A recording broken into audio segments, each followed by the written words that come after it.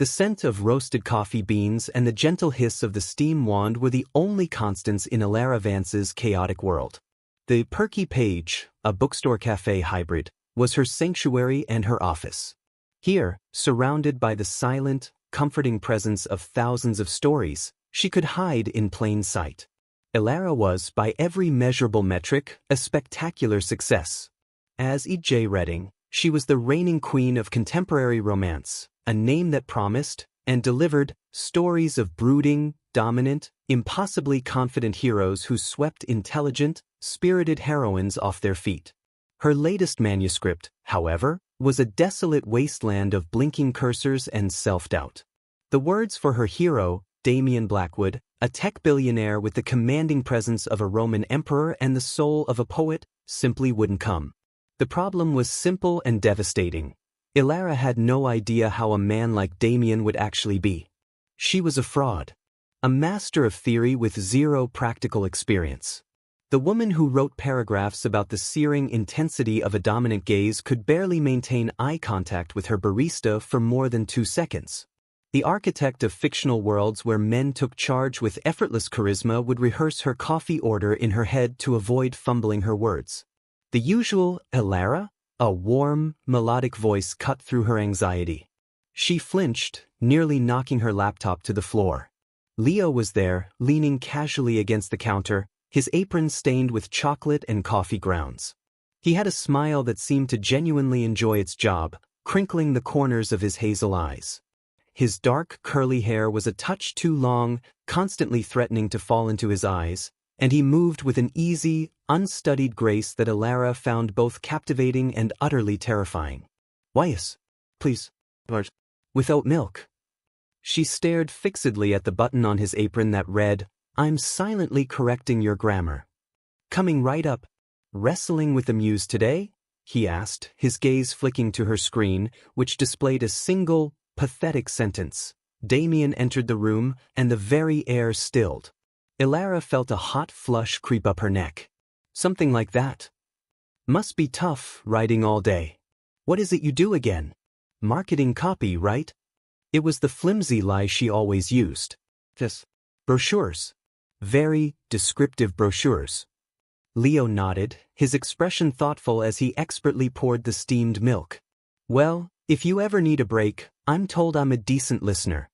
He finished the latte with a simple heart, a far cry from the intricate swans he sometimes did, and slid it across the counter.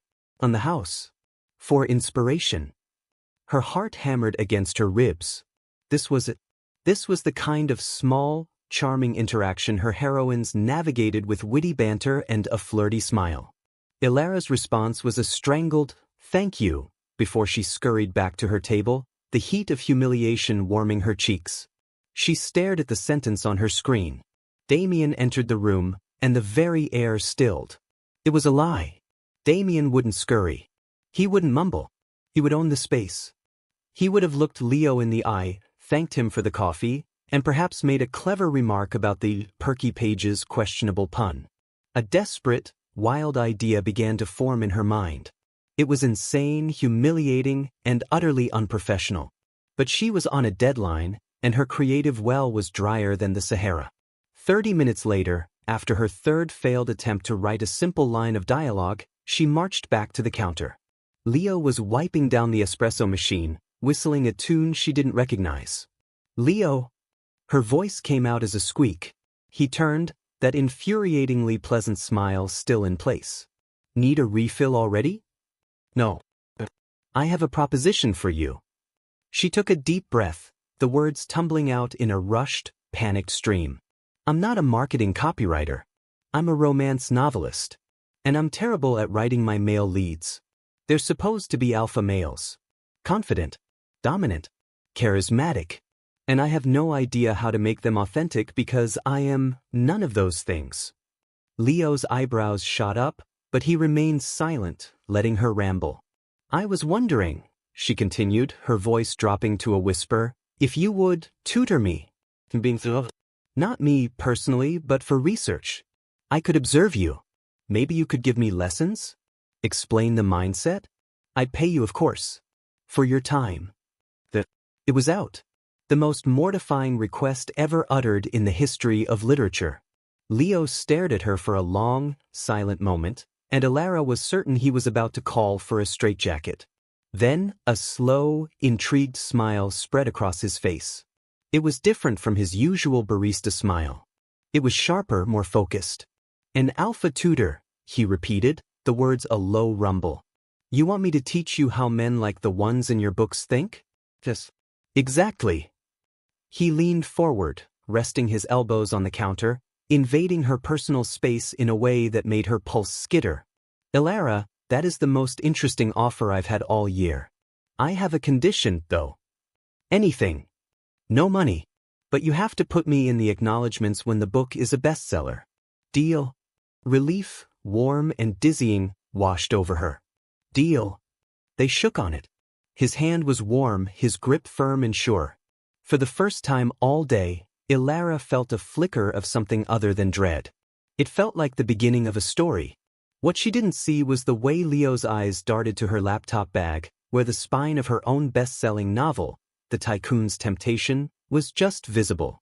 And she had no way of knowing that the moment she left, he pulled out his phone, frantically searching for E.J. Redding's backlist, a plan of his own beginning to take shape.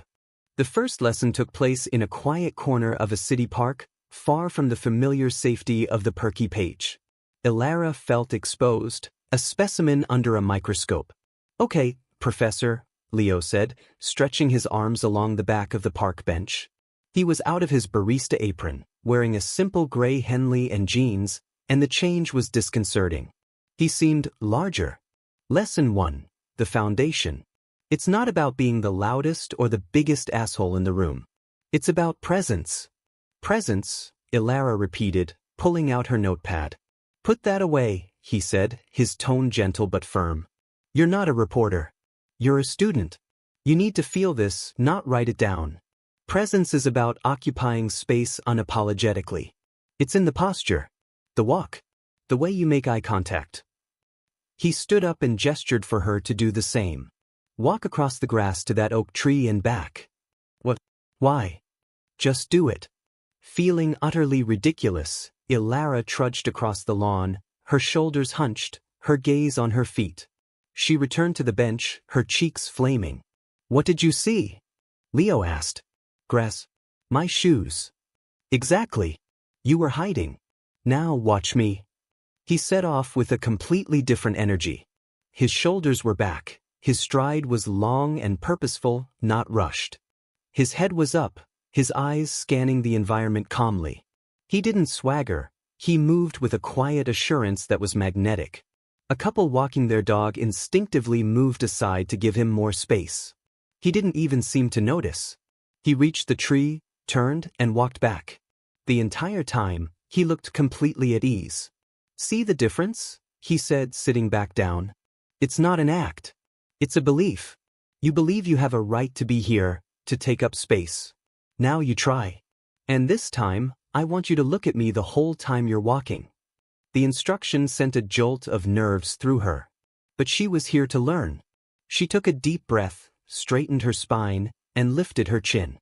She focused on his face, on those calm, observant eyes. The walk felt different. Longer. More exposed. But also, strangely, more powerful.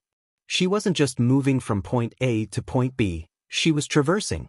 When she reached him, he gave a single, approving nod. "Better. Much better. Your hero, what's his name?" "Damien." When Damien enters a boardroom, he's not trying to own it. He already does. That's the mindset. Over the next 2 weeks, the lessons continued. Leo was a surprisingly methodical teacher. Lesson 2 was on voice. "It's not about volume," he instructed in the quiet of the empty cafe after hours. "It's about tone and cadence. Speak from here." He placed a hand on his diaphragm. "Eliminate the uptalk that makes every statement sound like a question. And for God's sake, stop prefacing everything with 'sorry' or 'just.' You're not just wondering. You're wondering. Own your questions." He taught her about decisive action. He made her choose a pastry without agonizing over the decision for 5 minutes. Your hero doesn't debate between the almond croissant and the chocolate scone. He knows what he wants and he orders it. It was terrifying and liberating. Elara found the lessons seeping into her writing. Damien's dialogue became sharper, more direct. His actions felt more grounded. She started writing scenes where he simply entered a room, and for the first time, she believed the air might actually still. But the real change was more personal. One day, a delivery man at the Perky Page was being particularly obstinate about where to leave a heavy box. Old Elara would have shrunk away. New Elara, thinking of Leo's lessons on commanding respect without raising one's voice, walked over. "The storage room is through there, on the left," she said, her voice lower and steadier than she felt. She didn't say, "I think," or "maybe." She held the man's gaze until he grunted and moved the box. When she turned, Leo was watching her from behind the counter. He didn't smile. He simply gave her that same approving nod. The flush of pride she felt was more intoxicating than any bestseller list. Meanwhile, Leo was conducting his own research. Every night, he devoured E.J. Redding's novels.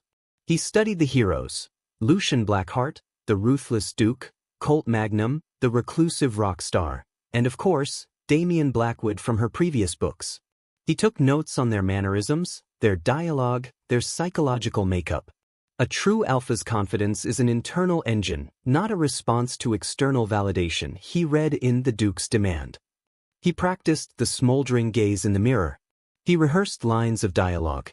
"You will be mine, not because I demand it, but because your soul cannot conceive of any other destiny."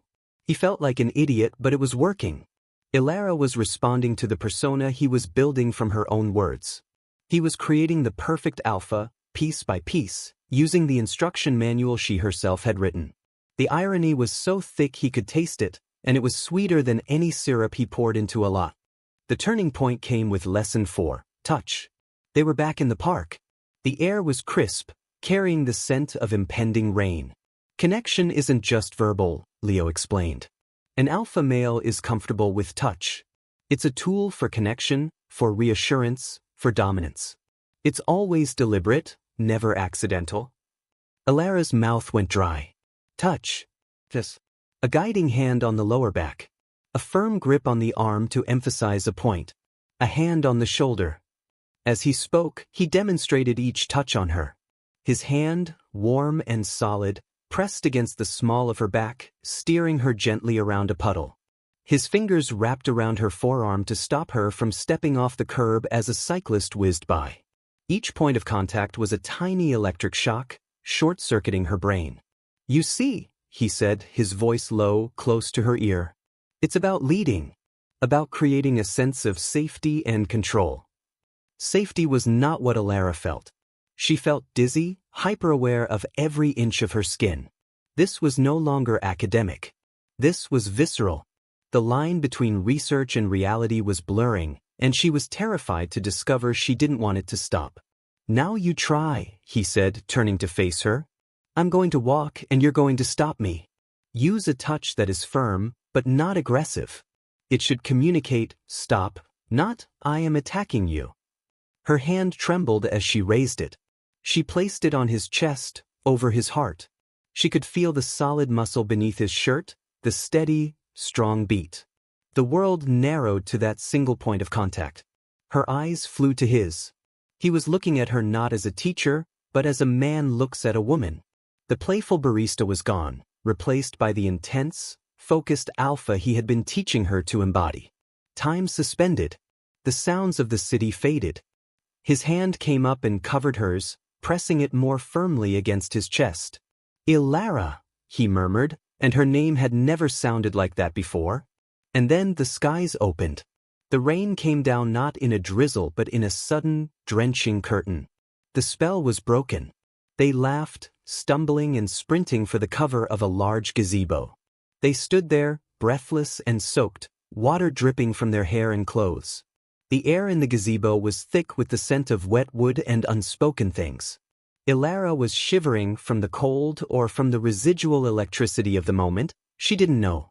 Without a word, Leo shrugged out of his wet jacket and draped it over her shoulders. It was heavy, warm from his body heat, and smelled like him, coffee, rain, and something uniquely Leo. It was a profoundly protective alpha gesture, straight out of one of her books. And it worked. She felt a surge of warmth that had nothing to do with the jacket. He looked at her, his hazel eyes dark and serious. "You're a quick study, Elara Vance." In that moment, she wasn't J. Redding, best-selling author. She was just a woman, standing in the rain with a man who made her feel more seen and more real than any fictional hero ever had. That night, she wrote the best love scene of her career. It was full of the tension, the deliberate touch, the unspoken communication she had experienced in the gazebo. For the first time, she wasn't just writing about passion, she was channeling it. The success was intoxicating. Elara's manuscript was flowing, her characters were alive, and her confidence was at an all-time high. She started dressing differently, standing taller, speaking her mind at her publishing meetings. She was, to her own astonishment, becoming the heroine of her own life. To celebrate her progress, Leo convinced her to go on a field trip to a trendy, loud rooftop bar, an environment designed to test her new alpha-inspired skills. "This is your final exam," he whispered as they entered the thrumming crowd. "Own the space." And she did. She navigated the bar with a new assurance, ordered a complex cocktail without stammering, and even held her own in a brief, witty exchange with a group of strangers. She felt invincible. She felt like J. Redding. It was during a quiet moment, while Leo was fetching them another drink, that her world tilted on its axis. She leaned against a high table, feeling the buzz of the alcohol and her own success. The man next to her, trying to make conversation, nodded toward Leo. "Your boyfriend seems like a cool guy. What's his story?" "Oh, he's a friend. He's a barista. And my research assistant," she said, the term sounding silly even to her. The man chuckled. "A barista? Seriously? The way he carries himself, I pegged him for a CEO or something. He's got that whole, silent, brooding power thing down pat. It's like he walked out of a movie." The words landed like a physical blow. Silent, brooding power. It was the exact phrase she had used to describe Damian Blackwood in her last book. A cold knot tightened in her stomach. Coincidence, surely. Leo was just a natural. But then, as he walked back with the drinks, she watched him. Really watched him. The way he held his head, the slight, confident tilt. The way his gaze swept the room, assessing, commanding. The specific way he placed her drink in front of her, his fingers lingering for a moment. A gesture she had written for Damian just last week. The pieces began to click into place with terrifying, brutal clarity. His sudden, profound understanding of the alpha mindset. The specific lessons that mirrored the traits of her own heroes. The way his tutoring had started just after she'd told him she was a romance novelist. The approving nod he'd given her, a gesture she'd described Lucian Blackheart using. Her breath hitched. It couldn't be. Later, at her apartment, the dam broke. Leo had come in for a coffee, and they were discussing the final chapters of her book. He was leaning against her kitchen counter, the very picture of the heroes she created. "You know, for the climax," he said, his voice taking on that low, intense quality she now recognized, "Damian needs to lay it all on the line. He needs to tell her that from the moment he saw her, he knew his world had shifted on its axis. That her strength was the only thing that could complement his own." Elara froze. She knew that line. Word for word. It was from The Tycoon's Temptation. The book that had been in her bag the day they'd made their deal. The truth crashed over her, cold and humiliating. "You've been reading my books," she said, her voice dangerously quiet. Leo's confident facade faltered for a split second. "What? All of this? The lessons? The alpha persona? It's not you. It's them. It's Lucian and Colt and Damian. You've been performing. For me." The words tasted like ash. "You used my own books as a script to what? Get close to me? Is this some kind of joke to you?" The color drained from his face. "Elara, no. It's not like that." "Then what is it like, Leo?" she snapped, tears of betrayal stinging her eyes. "Tell me. Was it funny?" The shy, awkward novelist so desperate to understand men that she hired her own barista to play one? And you thought you'd give her a taste of her own medicine? I wanted to help you, he insisted, his own composure cracking. The day you asked me, I was flattered. And then I got scared. I'm just a guy who makes coffee for a living. What did I know about being an alpha? So I went to the one person who seemed to be an expert. Your books were my guide. I was trying to be what you needed. What I needed was the truth, she cried. I needed a real person, not a fictional construct. I trusted you. I let you in. And this whole time, you've just been quoting lines from my backlist. Get out. Elara, please. Get out. He looked at her, his expression a mixture of shame and regret, then turned and walked out, closing the door softly behind him. The silence he left in his wake was deafening. Elara slid to the floor, the jacket he'd lent her in the rain still draped over a chair, a mocking reminder of a connection that had been nothing but a carefully researched lie. The days that followed were gray and hollow. The perky page lost its charm, becoming a place of acute embarrassment. She started making her coffee at home. Her manuscript, once so vibrant, was dead on the page. Every word she'd written felt tainted by Leo's deception. How could she write about authentic connection when she'd been fooled by the most inauthentic one of all? She tried to hate him. She told herself he was a manipulative fraud. But a small, stubborn part of her remembered the man behind the performance. The one who had been patient, who had seen her potential, who had made her feel brave. Had any of that been real? A week after their confrontation, a small, thick envelope appeared in her mailbox. There was no return address, but she recognized the handwriting. With trembling hands, she opened it. Inside was not a letter, but a stack of note cards, filled with his messy scrawl. They were his research notes. She flipped through them, her heart aching. Page 42. He held her gaze not with aggression, but with a profound certainty, as if he could see the very core of her. Tried this during lesson 3. It worked. She blushed. Page 118. His touch was always intentional, a silent language of possession and care. Used the guiding hand technique. Felt her tremble. Felt everything. And at the very bottom, on a card by itself, was a new message written just for her. Elara, it began. These are my notes. The map of my deception. You were right. I was performing. I was terrified that the real me, the guy who loves bad sci-fi movies, who burns toast, who has no idea how to be a billionaire or a duke, would be a massive disappointment. Your books were my security blanket. I thought if I could be the man you wrote about, I might be worthy of the woman who created them. But here's the truth the notes don't show. The real me was there the whole time. The real me was the one who looked forward to every lesson more than you can imagine.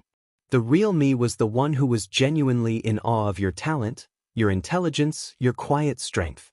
The real me is the one who fell in love with you, not as a character in a story you were writing, but as Elara. The woman who is braver than she thinks, funnier than she knows, and more captivating than any heroine I've ever read. The alpha was a character. My feelings for you are the most real thing I've ever known. I'm sorry. Tears streamed down her face, soaking the note card. It wasn't a slick alpha declaration. It was messy, vulnerable, and utterly, devastatingly honest. He hadn't quoted a single line from her books. He had spoken from his heart. He hadn't been trying to fool her. He'd been trying to measure up. Just as she had. She grabbed her keys and ran. She found him not at the perky page, but at the park gazebo, sitting on the steps, staring out at the pond. He looked up as she approached, his expression wary, stripped of all its practiced alpha confidence. He just looked like Leo. Tired, hopeful, and real. She stopped in front of him, holding up the note cards. You burned my toast, was the first thing that came out of her mouth. A faint, sad smile touched his lips. Literally. This morning. I was distracted. She took a step closer.